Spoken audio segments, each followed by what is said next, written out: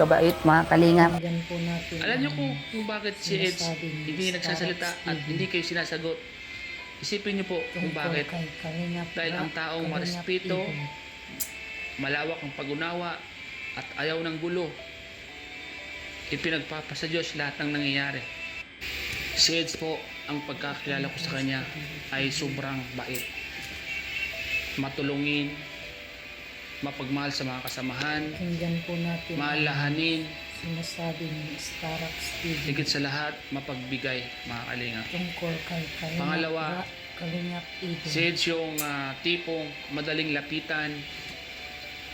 Siya yung taong pag sinabi mo sa kanya is hindi kanya matitiis.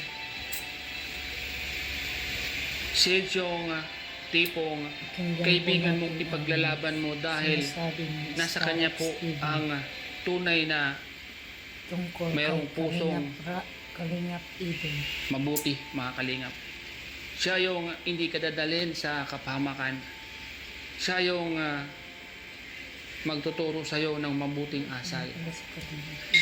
Minsan, siya po yung nagsasabi sa amin na, Kuya Starbucks, huwag natin gawin yan dahil Pakinggan po natin ang pangit yan.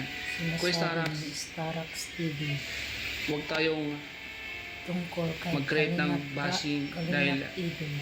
hindi maganda yan. Pangatlo, siya yung taong tahimik lang.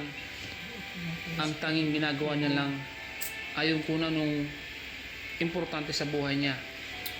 Tulad ng pag-scout, minsan mag-isa lang siya. Pag-vlog, bahay, vlogging, kwartan mo makikita yung hindi siya mahilig sa mga happy dito, happy doon. Yun yung isa sa mga ugali ni Ed sa mga kalingap. Kaya sa mga nagsasabi na nag-isip ng kung ano kay Eds, maling-mali po kayo, mga kalingap. Maling-mali po kayo. Hindi po si Eds ganun. Kung siya po ay makikilala nyo lang sa personal, baka isipin nyo, sorry Kalingap Edo, dahil masama po yung naisip ko sa'yo. Which is, hindi ka naman po ganun pala. Nakita ko ang totoo mong pagkatao.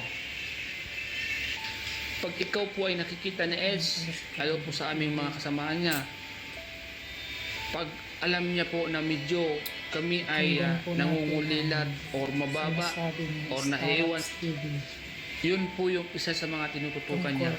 Siya na mismo yung magsasabi sa amin, Kuya Starak, sumama ka sa akin para tumaas yung views mo. Kuya Starak, sumama ka sa akin para kahit papano next month ay kumita ka. Kuya Starak, i-vlog mo ako. Kuya Starak, bibigyan kita ng content